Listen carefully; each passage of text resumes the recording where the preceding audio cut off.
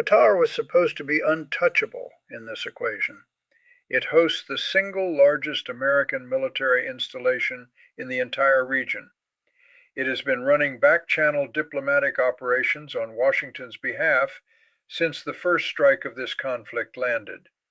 It sits inside the American strategic tent by every measurable definition of that phrase. And then Israel, the country executing this war in partnership with American forces, bombed a gas facility that Qatar partially owns. The rupture that followed was not a diplomatic complaint. It was a military ultimatum. Qatar put a threat on the table, the kind of threat that does not get issued between countries that consider themselves aligned. And the architecture of American strategy in this conflict stopped being coherent in the same moment. Trump responded publicly, calling it the last time Israel would act this way, promising it would not happen again. That statement was not issued from a position of control. It was issued after the ultimatum had already arrived, after Iran had already spent the following hours contacting Gulf governments with a message it has been delivering since late February. Everything Washington promised to protect, it has failed to protect. The contradiction that has always sat at the center of American strategic positioning in this conflict finally became impossible to paper over. Israel does not ask Washington for permission. It has demonstrated that repeatedly across the most consequential targeting decisions of this entire operation. And Washington's answer to a Gulf ally threatening military retaliation is a public promise to restrain a partner that has already shown it will not be restrained. That is not a strategy. That is the appearance of one. What makes the Qatar rupture structurally significant is not the diplomatic damage in isolation. It is what it connects to. The military ultimatum, the emergency meeting at the White House with oil industry executives, and the price trajectory now pointing toward $200 per barrel are not separate developments running on parallel tracks. They are the same story told from three different angles, and when you assemble them in the correct sequence, the picture that emerges is one that no official briefing from Washington is currently willing to describe out loud. The executives who walked into the White House represented Exxon, Chevron, and Phillips 66. These are not companies that call for restraint when oil prices rise. They profit from rising prices. The fact that they delivered a warning rather than a celebration tells you everything about the nature of what they communicated. Their message was precise. The worst of the energy disruption has not arrived yet.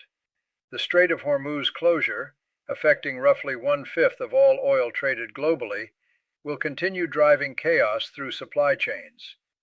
Prices will keep climbing, and the escalation path currently locked in place leads to a threshold that does not separate profitable from expensive.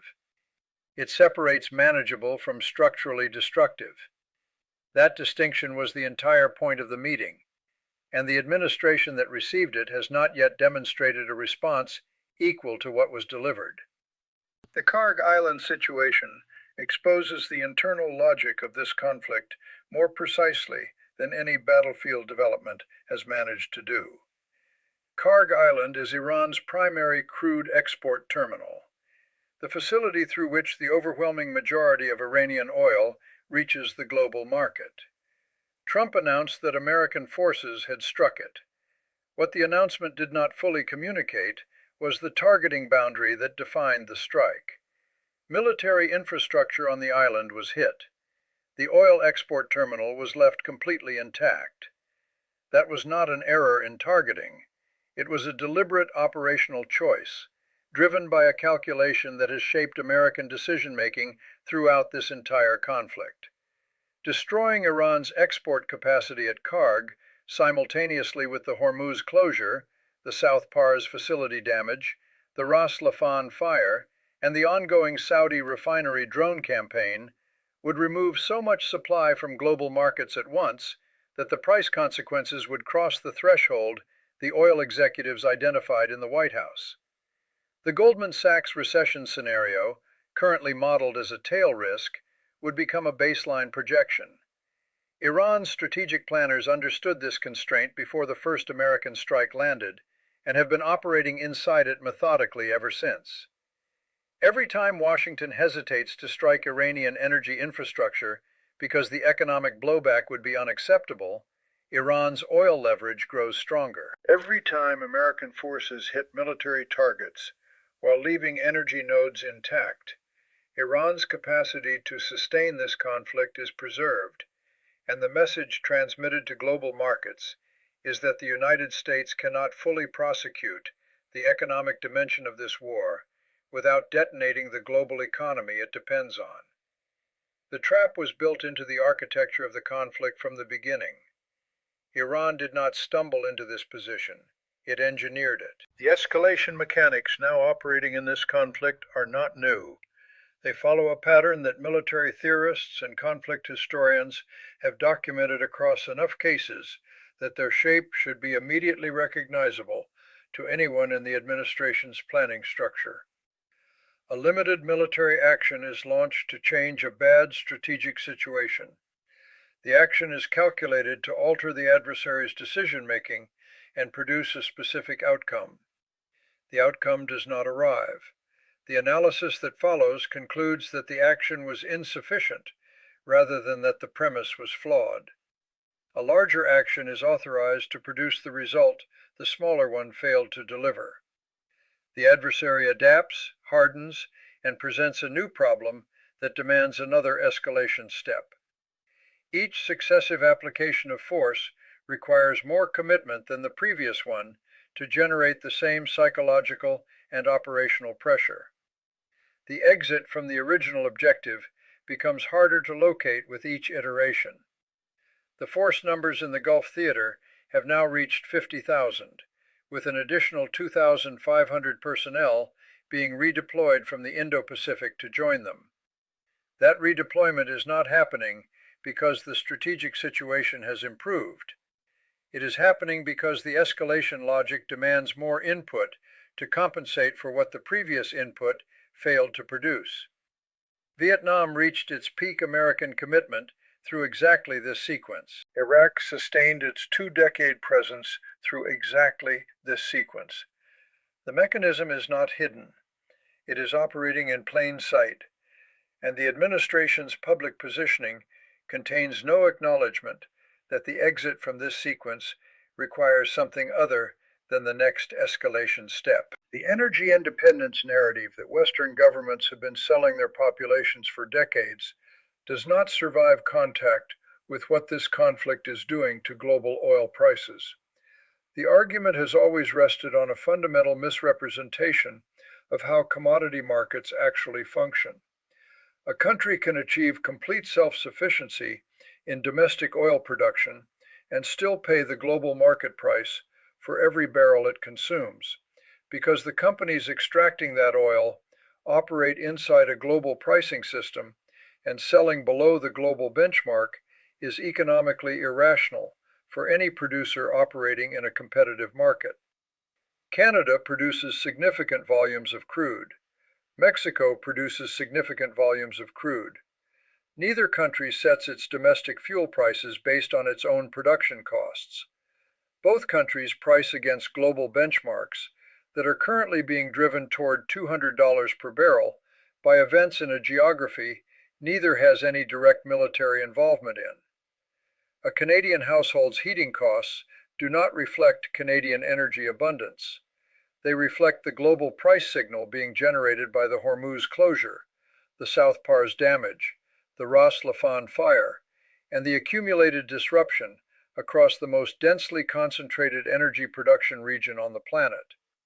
The price consequences of this conflict are not a Middle Eastern problem contained within a Middle Eastern geography. They are arriving in household budgets in Toronto, Vancouver, Mexico City, and every other city whose economy was built on the assumption that Persian Gulf energy infrastructure would remain stable and accessible.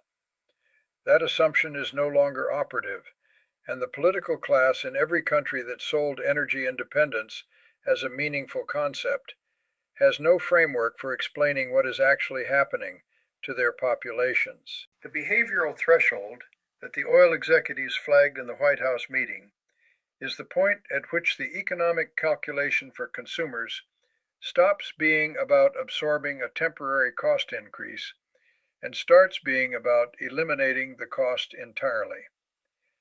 When retail gasoline in the United States reaches $7 per gallon, which is the approximate consumer level consequence of oil at $200 per barrel, the vehicle purchasing decision changes permanently for a substantial portion of the market. The question is no longer how to manage higher fuel costs within an existing transportation framework. It becomes whether to exit that framework completely by transitioning to electric vehicles. That shift, once it occurs at scale, does not reverse when oil prices eventually decline. The infrastructure investment has been made. The consumption pattern has changed. The purchasing decision cannot be undone. The Chinese electric vehicle sector has produced vehicles that are price competitive with American and European alternatives at levels that would be commercially attractive to American consumers if the current tariff barriers were removed. Canada has already moved to reduce that friction through recent trade arrangements with Beijing. The profound irony embedded in the White House oil executive meeting is that the conflict responsible for generating the price spike pushing consumers toward electric vehicles is simultaneously accelerating the structural obsolescence of the fossil fuel economy that the conflict was designed to protect American strategic leverage over. The war for oil is methodically destroying the conditions that make oil strategically relevant in the economies where long-term demand is determined. The executives in that room understood this better than anyone seated across the table from them. Their warning was not about quarterly earnings.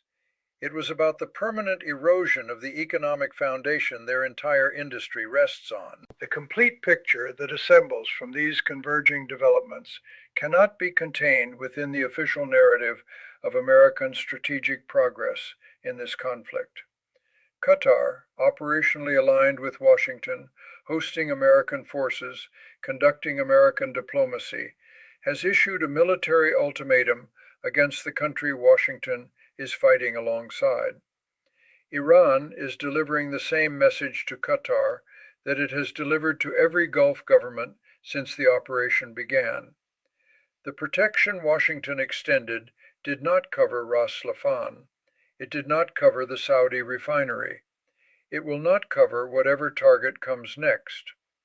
The choice being presented to Gulf governments is not between supporting America and supporting Iran. It is between continuing to host the military presence that makes them a target and finding an accommodation with Tehran that removes the targeting rationale entirely. That is a choice being shaped not by American diplomatic strength, but by the cumulative failure of American military action to produce the security outcomes it promised to deliver. The largest American military base in the region sits inside a country that has just threatened to shoot back at America's primary military partner. That is not a manageable contradiction. It is a structural failure of the alliance architecture that the entire regional operation depends on. The Hormuz closure, the South Pars damage, the Ras Laffan fire, the Saudi refinery drone campaign, and the Fujairah terminal attacks have placed every significant node of Gulf energy infrastructure under simultaneous active threat for the first time since 1973. Dubai real estate valuations have fallen 30%. Gulf sovereign wealth funds, whose capital is woven through American and European financial markets at a scale that dwarfs the direct energy price impact, are conducting risk reassessments that, if they produce meaningful capital withdrawal, will deliver consequences to global financial markets that the current oil price disruption has not yet approached in severity. The financial exposure is not limited to energy sector balance sheets. It runs through every asset class that Gulf institutional capital touches, which is most of them. The war that was publicly framed as a 72-hour precision operation is on its 21st day. No declared objective has been achieved. No exit pathway is visible in any official communication. The escalation trap is fully engaged, and the next iteration, the additional force commitment that the logic of the previous failed commitment demands, is already being assembled in the Indo-Pacific redeployment. The oil industry executives who delivered their warning inside the White House were not describing a problem approaching from the horizon. They were describing a problem already inside the room. The conflict that was supposed to demonstrate American strategic dominance over the region's most destabilizing actor has instead demonstrated the limits of that dominance in ways that every adversary with an interest in those limits has now documented, analyzed, and incorporated into their own forward planning. That is not where this story ends. That is the point at which the consequences of how it has been conducted begin to fully arrive. Sonnet 4.6